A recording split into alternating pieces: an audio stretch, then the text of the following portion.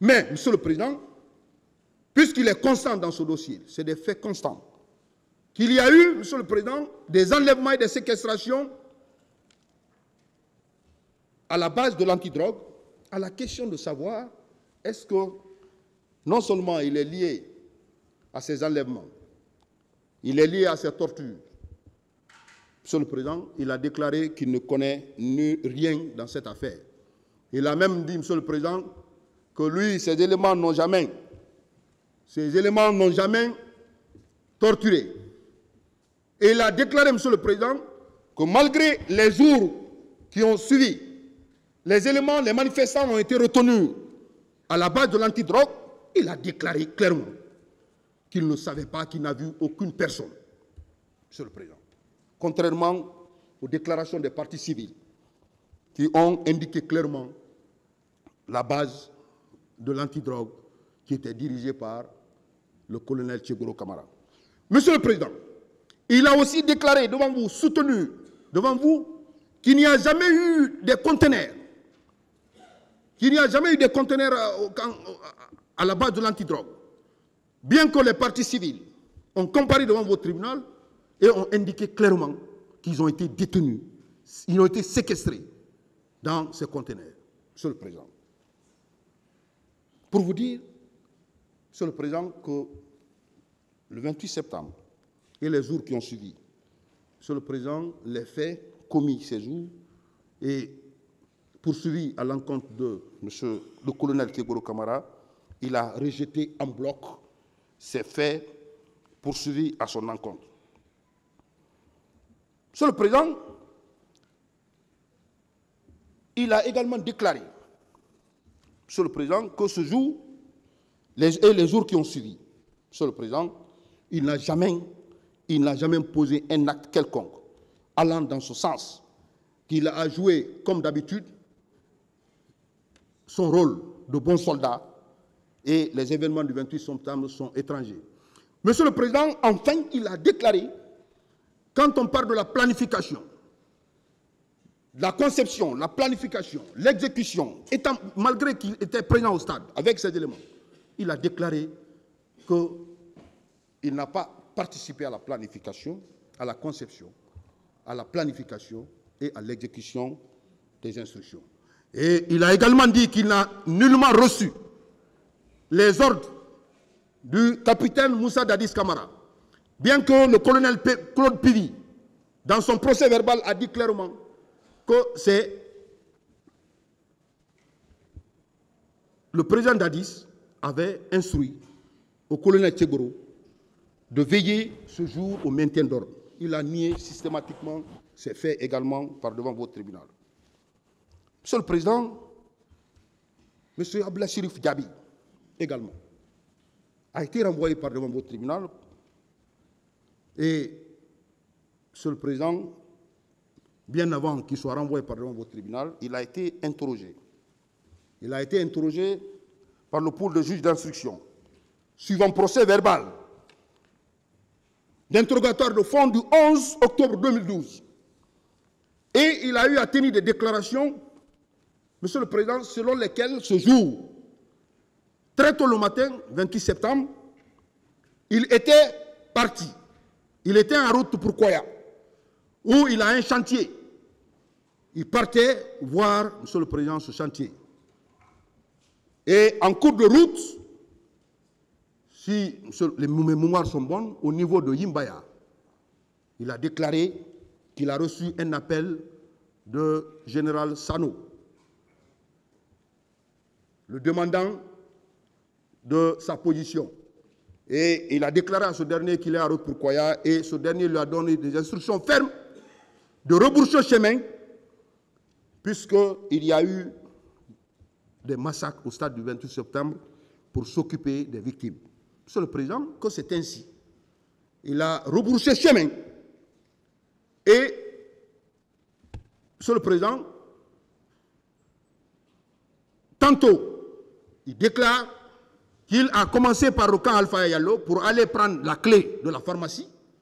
Tantôt, il déclare qu'il a commencé à Nongo pour prendre la clé de la pharmacie, s'occuper des victimes. Monsieur le Président, en tout état de cause, il a déclaré devant vous, devant le pool de juges d'instruction d'abord, que ce jour, il a rebroussé chemin. Il est allé prendre les clés de la pharmacie. Il est venu recueillir les avis au camp Alpha Diallo. Et, Monsieur le Président, il s'est dirigé à l'hôpital Donka pour voir les victimes, Monsieur le Président. Qu'arrivé, il a trouvé les victimes à même au sol et il a donné des instructions à la directrice de l'hôpital pour s'occuper des victimes. Et qu'après sa visite du camp à l'hôpital Donka, il s'est retourné au camp Alpha Diallo pour rendre compte au capitaine Moussa Dadis Camara, Monsieur le Président, qui aussitôt a mis un moyen financier à hauteur de 1 milliard de francs guinéens pour s'occuper des victimes. Monsieur le Président, il déclare qu'après avoir reçu ce montant de 1 milliard, il s'occupait de toutes les victimes à travers les médecins, la directrice de l'hôpital. Monsieur le Président, à la question de savoir s'il a administré des coups ou proféré des injures à l'encontre des victimes, des blessés qui étaient au camp, à l'hôpital Donka, Monsieur le Président, honorable assesseur, il a nié systématiquement ces faits. Il a déclaré qu'il n'a jamais proféré d'injures à l'encontre d'une victime. Il n'a jamais tenu des propos de nature à atteindre dans leur dignité ces blessés qui étaient à l'hôpital Donka. Par contre, qu'il s'est mis à la disposition des médecins en les donnant des moyens pour s'occuper des victimes, Monsieur le Président. Alors, Monsieur le Président, ce qu'il faut retenir de M. Ablaye Cherif Diaby, dans son procès verbal d'interrogatoire de fond du 11 octobre 2012, il a nié systématiquement les faits poursuivis à son encontre. Monsieur le Président, il a déclaré également que, contrairement à ce qu'on allègue contre lui, il a joué le rôle d'un médecin. Parce que, Monsieur le Président, il a eu l'empathie à l'endroit des victimes. Contrairement à ce qu'on le reproche, pour dire qu'il a même donné des coups de pied aux victimes qui étaient là. Monsieur le Président, il a comparu également devant votre tribunal et il a été soumis à un interrogatoire au cours duquel, Monsieur le Président, comme il l'a fait devant le pool de juges d'instruction, il a nié en bloc les faits poursuivis à son encontre. Monsieur le Président, il a les mêmes moyens de défense qu'il a invoqués par devant vous. Il a nié les faits pour dire qu'il était en route pour Koya. Il a été appelé par le général Sano et il a rebroussé chemin pour venir s'occuper des victimes. Et il a déclaré également par devant vous, Monsieur le Président, que ce jour, quand il est arrivé au stade et à l'hôpital Donka, il a donné des instructions aux médecins de s'occuper des malades. Monsieur le Président, devant vous, il a déclaré, contrairement aux déclarations des partis civiles, certaines parties civiles, pour dire qu'il n'a jamais donné de coups aux victimes, qu'il n'est jamais venu en tenue militaire au stade, à Donka, qu'il n'est jamais venu avec un nombre important de militaires à l'hôpital Donka. Monsieur le Président, il a déclaré tout ceci devant vous pour dire que lui, il était en boubou, contrairement aux déclarations faites par les partis civils, pour dire qu'il était effectivement en tenue militaire et il était accompagné d'un nombre important de ses gardes. Monsieur le Président, il a aussi déclaré par devant vous que les corps qui ont été conduits au camp Samori Touré, il a vu ces corps. Et quand les corps sont arrivés, au camp Samori Touré, Monsieur le Président, il a déclaré qu'il a été instruit par le général Toto, paix à son âme, de s'occuper de ses corps. Il a déclaré que lui, il a vu 54 corps et immédiatement, il a donné des instructions de convoyer ces corps à la morgue de Ignasdine. À la question de savoir, étant ministre de la Santé à l'époque des faits, où sont partis ces disparus, Monsieur le Président? Il a déclaré devant vous qu'il ne connaît nullement la destination des disparus. Il a déclaré, Monsieur le Président, également devant vous, qu'il ne savait pas où sont enfouis, ensevelis ces corps.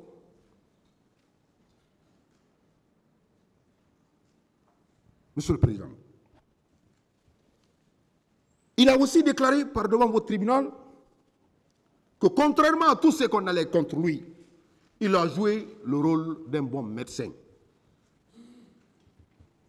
Qu'il est un chirurgien, et tout le monde le connaît, qu'il peut opérer toutes les parties du corps humain.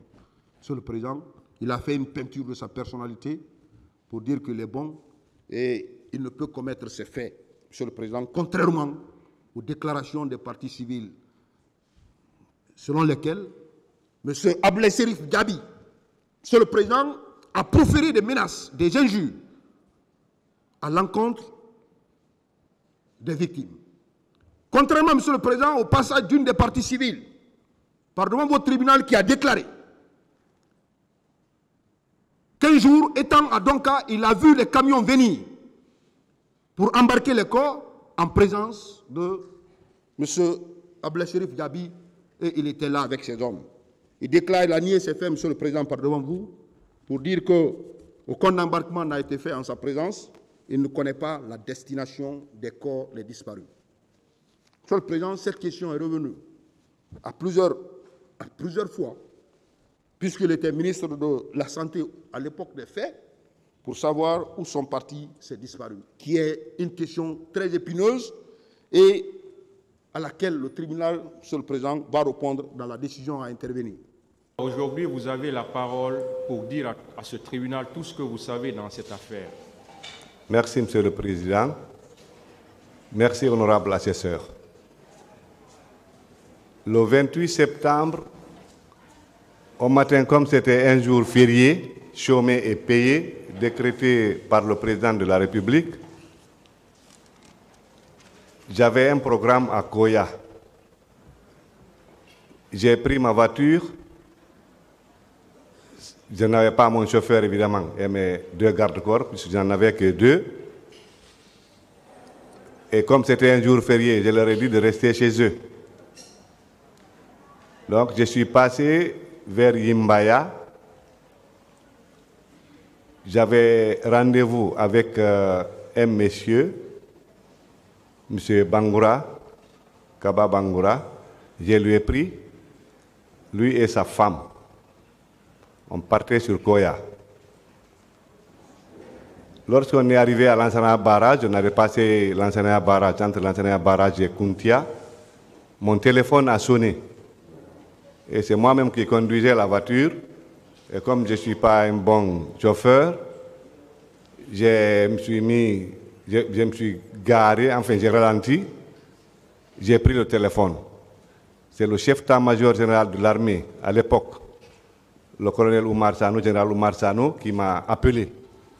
Il me dit, il dit, docteur, où tu es? J'ai dit, je suis à Koya, je suis en partance pour Koya. Il me dit, il paraît qu'il y a eu des problèmes au stade. Il faut envoyer les ambulances au stade. Aussitôt, j'ai appelé madame la directrice de l'hôpital Donka, à l'époque. Je lui ai dit, il paraît qu'il y a eu des problèmes au stade, il faut envoyer au moins 2 ambulances. Et moi, j'ai continué avec messieurs et madame Bangoura. À quelque chose de 300 mètres, c'est la directrice de Donka qui m'appelle. Elle me demande ma position, j'ai dit, je suis à Koya. Elle me dit, qu'il y a eu des problèmes au stade et que la Croix-Rouge a commencé à envoyer des blessés sur Donka. beaucoup de blessés. J'ai dit d'accord.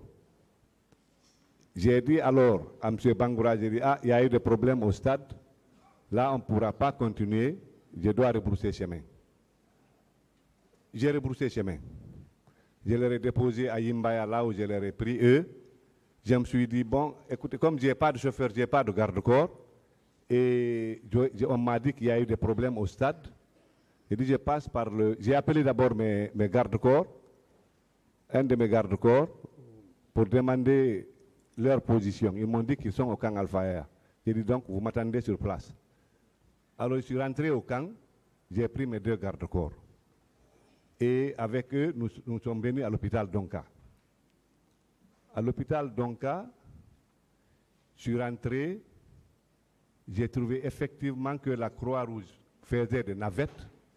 Il y avait quand même beaucoup de blessés. Et là, Madame la directrice de Donka, pour les médicaments qu'elle avait avec elle là-bas au niveau de l'hôpital, elle a fait sortir ces médicaments. Ensuite, j'ai trouvé là-bas le représentant permanent de l'Organisation mondiale de la santé en Guinée à l'époque, le docteur René Kodi, qui avait aussi des kits d'urgence, qui les avait déposés. Mais, vu l'affluence, il fallait ouvrir les magasins de la pharmacie centrale de Guinée. Et il s'est trouvé que la clé était avec docteur Abdourahmane Diallo, qui habitait Nongotadi. J'ai dit, bon, je n'ai pas de chauffeur, mais comme je suis avec mes 2 garde-corps, il faut qu'on parte à vaille que vaille à Nongotadi pour récupérer les clés de la pharmacie centrale de Guinée pour sortir l'équipe d'urgence. Mais comme j'étais en civil, j'ai pris directement à Donka là-bas, Dr Sekou Kondé, à l'époque, il était le directeur national des établissements hospitaliers de soins, parce que je les ai tous trouvés sur place à Donka, avec les grands professeurs, les professeurs Nabi Daouda, paix à son âme, les professeurs Namouri, les professeurs Biro. Vraiment, tout ce monde médical était déjà arrivé sur place. J'ai pris Dr Sekou Kondé, j'ai dit, bon, donc, comme moi je ne connais pas ce Dr Abdourahmane, qui a les clés des magasins de la pharmacie centrale, et que vous vous connaissez chez lui, il va falloir que vous m'accompagniez. Il dit d'accord. Mais j'ai dit, bon, d'abord, nous partons au camp Samouri, parce que moi, j'y habite. Je vais me changer, je vais prendre la tenue militaire, parce qu'après, là-bas, il va falloir que je parte pour rencontrer le président d'Addis pour lui rendre compte.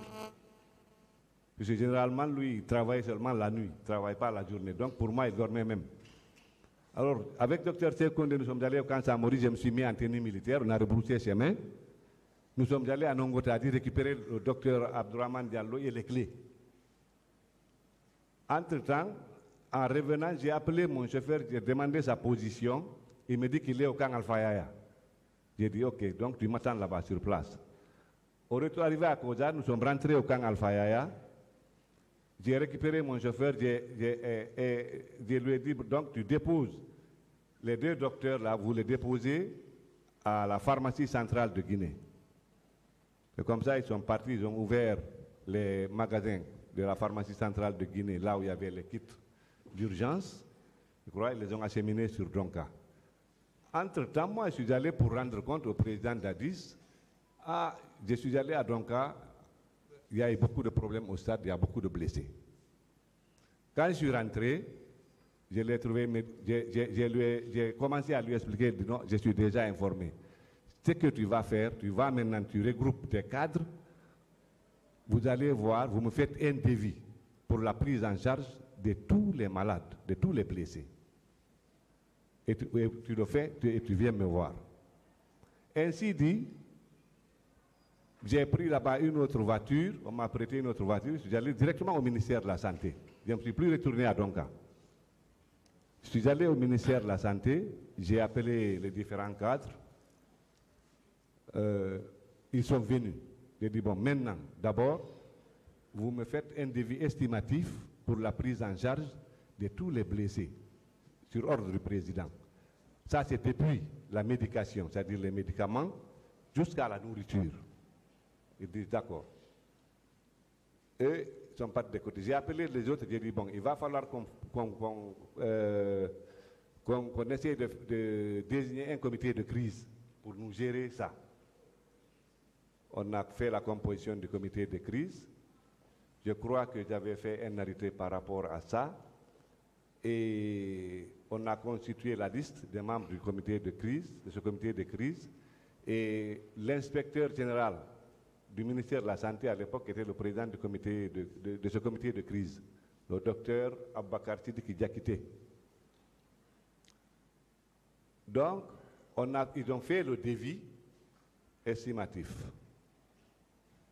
Après, moi, j'ai pris le devis estimatif, je suis remonté au camp Alpha Yaya, le siège de la présidence. J'ai rencontré le président d'Addis. Et sur le coup, il a appelé le ministre des Finances à l'époque et le gouverneur de la Banque centrale. Ils les ont instruits de mettre ce montant à la disposition du ministère de la Santé pour la prise en charge des malades.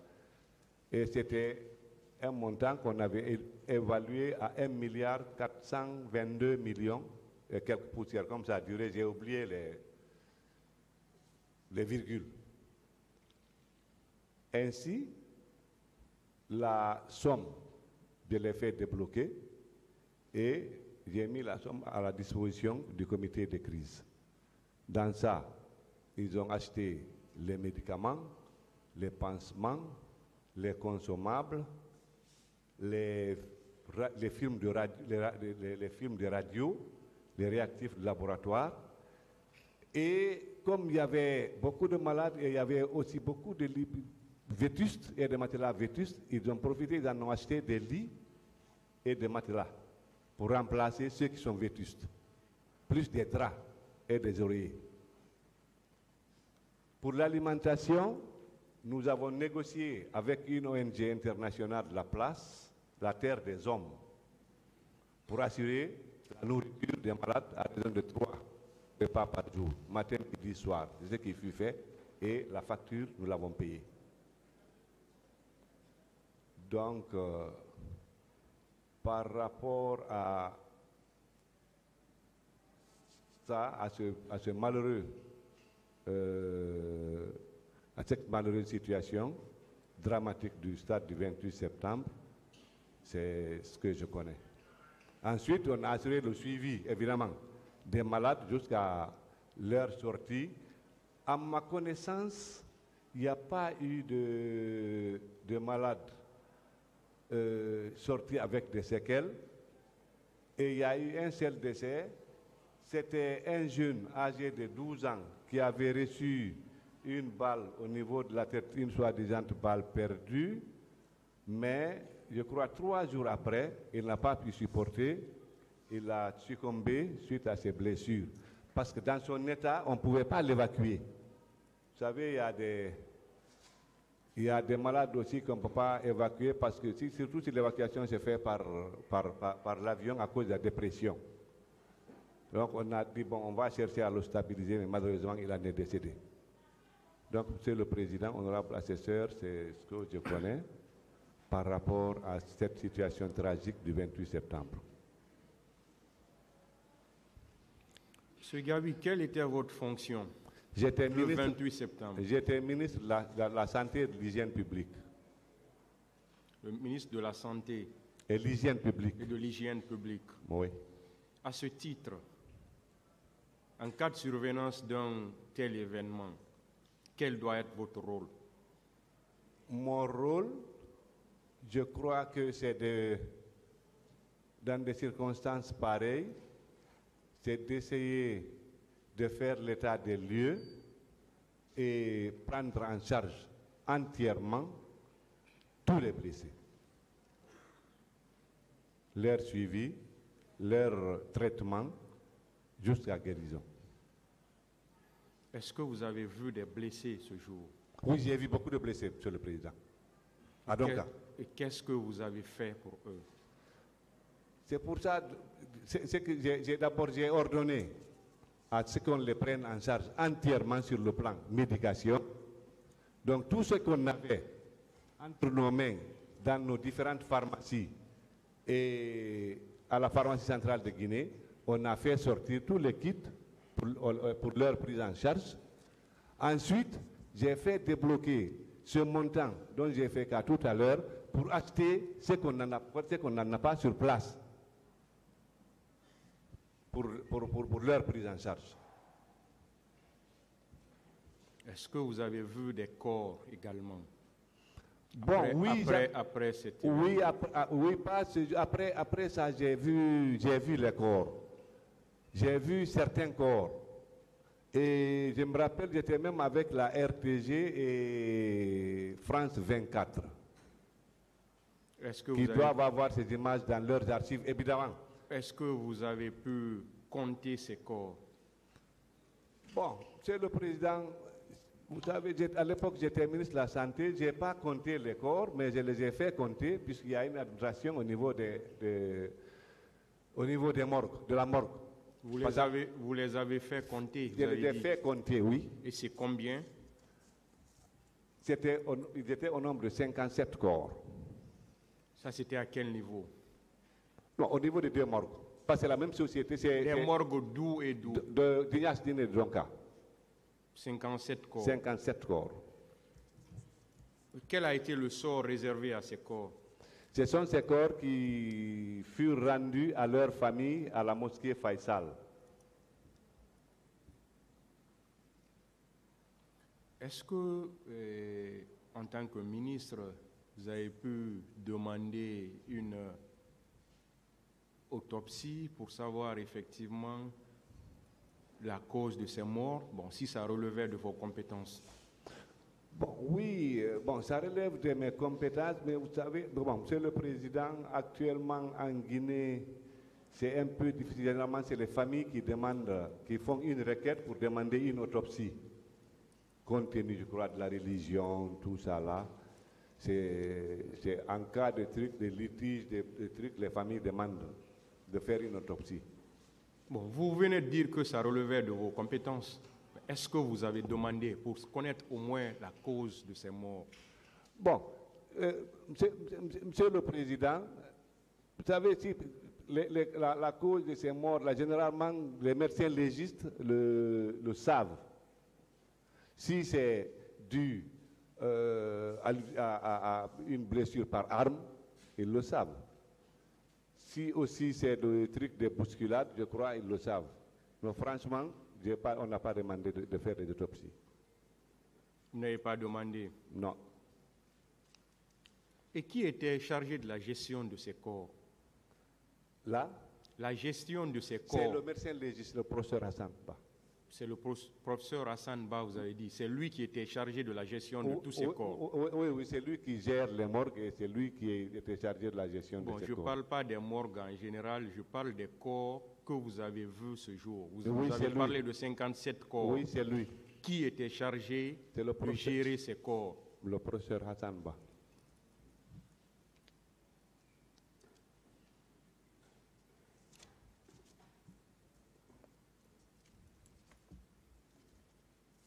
Vous pouvez nous dire exactement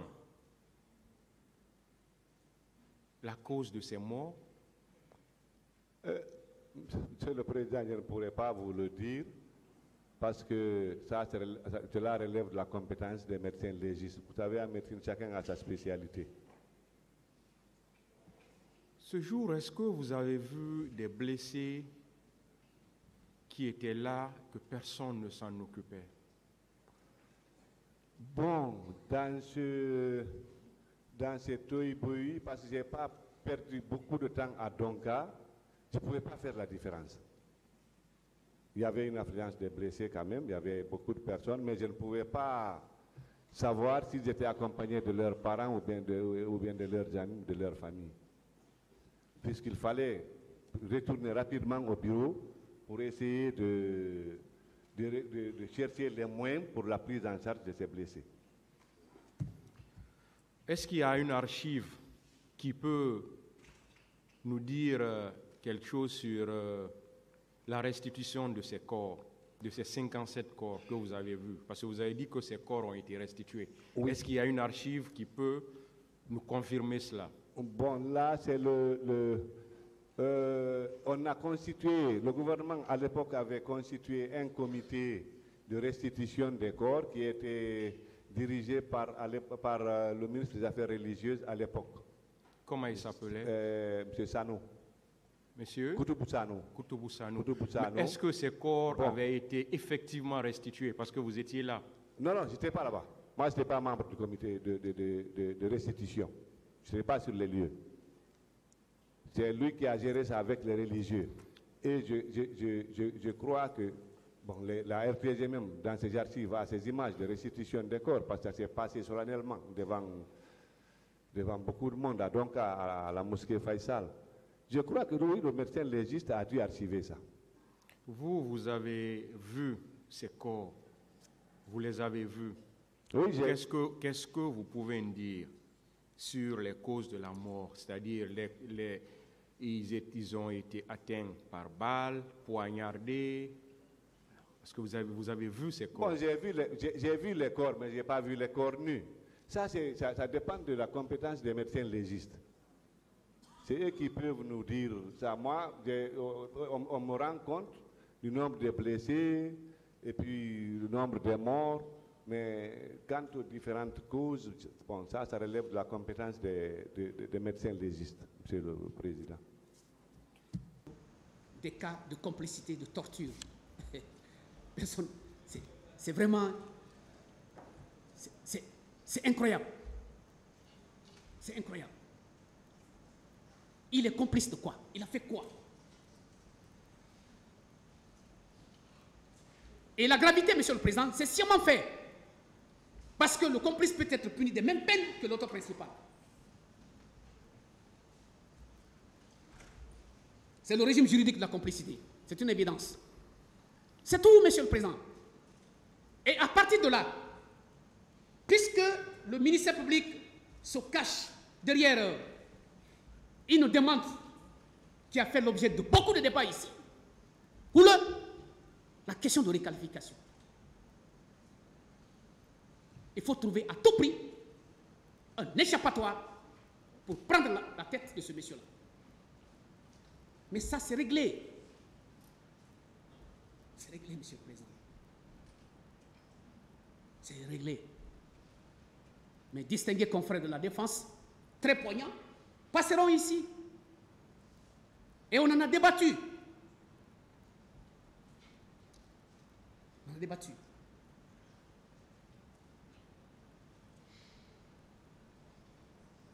On en a débattu.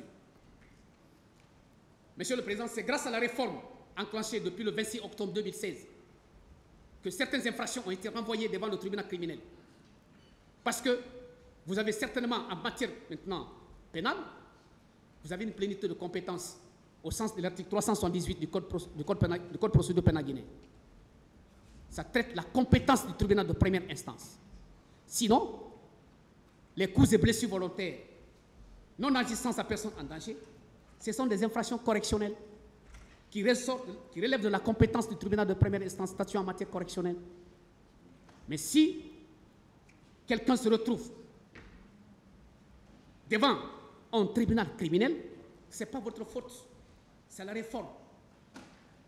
Mais puisque vous avez une plénitude de compétences, vous avez la possibilité de trier, de savoir telle personne est poursuivie pour telle infraction, telle personne autre est poursuivie pour telle infraction. Il vous appartient, Monsieur le Président, de trancher.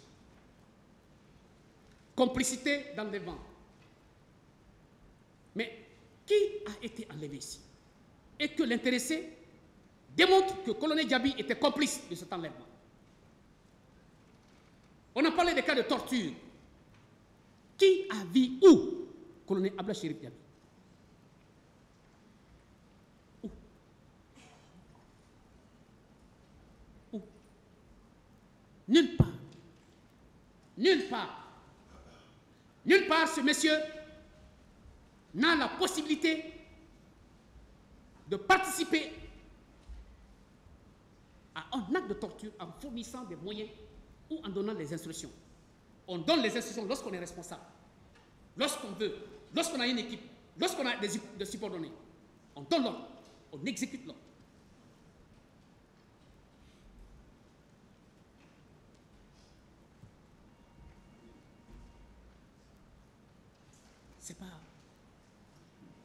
C'est pas bien. On devrait avoir le courage, à un certain moment donné, lorsqu'on est parquetier, parce que vous poursuivez à charge et à décharge, lorsque vous vous rendez compte que les faits qui sont reprochés à telle personne ne sont pas constitués, je m'attendais à ce que le ministère public, peut-être, vous dise, Monsieur le Président, Messieurs les assesseurs, respectueux membres du tribunal, en ce qui concerne les infractions, coups et blessures volontaires, non-assistance à personne en danger, complicité de participation, de fourniture, d'enlèvement et torture, de séquestration, à l'encontre du colonel Abba Chérif Diaby, ces faits ne sont pas constitués. Nous avons trouvé aucun indice. C'est très courageux. C'est très courageux. C'est possible. C'est courageux, c'est possible. Et donc, le simple fait de dire simplement que le colonel a agi en pleine connaissance de cause, en participant à l'instruction, à la fourniture pour la commission des infractions d'enlèvement, des infractions de torture, les infractions de séquestration des manifestants, c'est sincèrement de l'abus.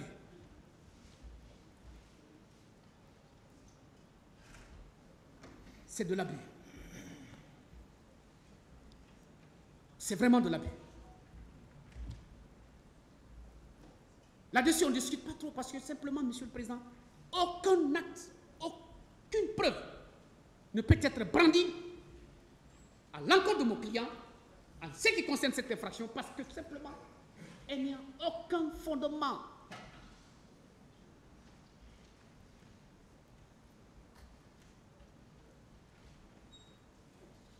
La torture, la séquestration, il faut un lieu. Et lorsque vous avez ces lieux, vous devrez être en mesure de prouver qu'il y a une personne extérieure qui a participé à cette torture ou bien qui a encouragé ou qui a facilité la commission de ces infractions. Mais alors, qui a parlé ici? Partie civile, ministère public d'ailleurs, et aussi les témoins.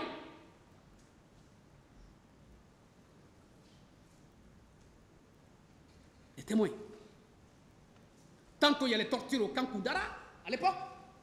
Mais qui a narré ici, effectivement, que le colonel Abla Chérif Diaby était présent, qui n'a pas dénoncé, qui a participé à la commission de ces infractions-là?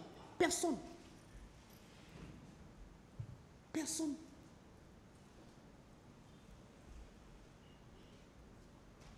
Personne.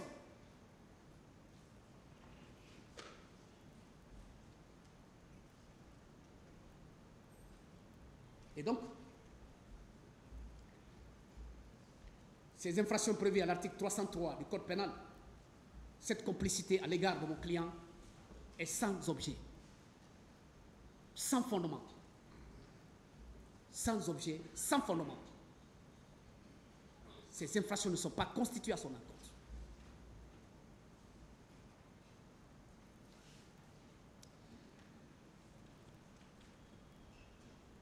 Monsieur le Président, respectueux assesseurs, honorables membres du tribunal, statuant en matière criminelle, dans ce procès historique du 28 septembre, des événements du 28 septembre 2009, l'heure de la vérité a sonné.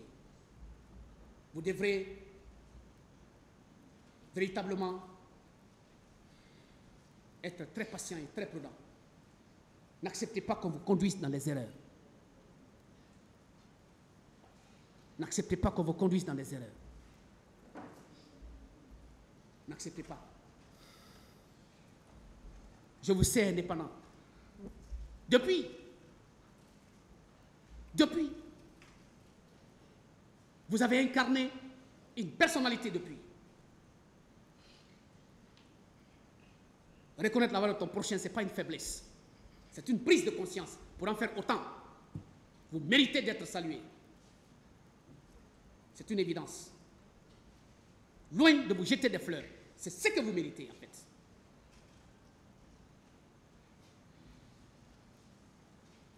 Alors, Monsieur le Président,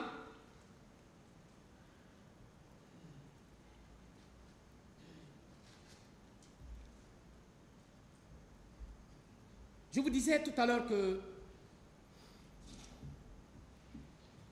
travers vous et par votre autorisation de m'avoir donné la parole, les uns et les autres sauront ce grand monsieur qui est là.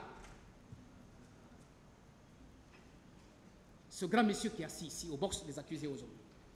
Colonel Abla Chérif Diaby. C'est pas n'importe qui quand même. C'est pas n'importe qui. Monsieur le Président, son parcours, je souhaite que ceux qui font la faculté de médecine puissent emboîter les pas. Ceux qui veulent être militaires puissent emboîter les pas de ce monsieur-là.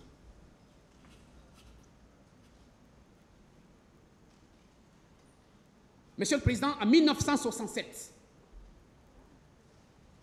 colonel Abla Chérif Diaby est inscrit à l'école primaire de Matam, Petit Moscou, Matam 1, Conakry, admis au CPE en 1975.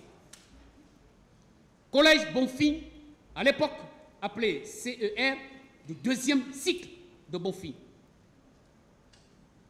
BEP, en 1975 à Bonfim.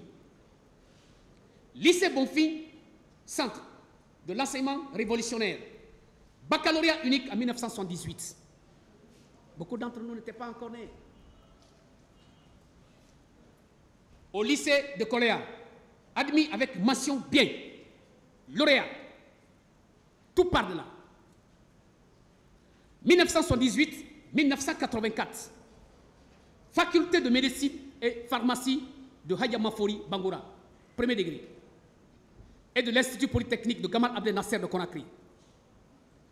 Diplômé de docteur en médecine, enrôlé dans l'armée en 1985 pour la formation militaire obligatoire, 19e promotion de l'université, appelée Hindou Police ou Wantagni, donné. Notez bien, Monsieur le Président, à l'époque, l'armée guinéenne ne comptait que 2 médecins. À l'époque, il n'y avait que 2 médecins dans l'armée guinéenne.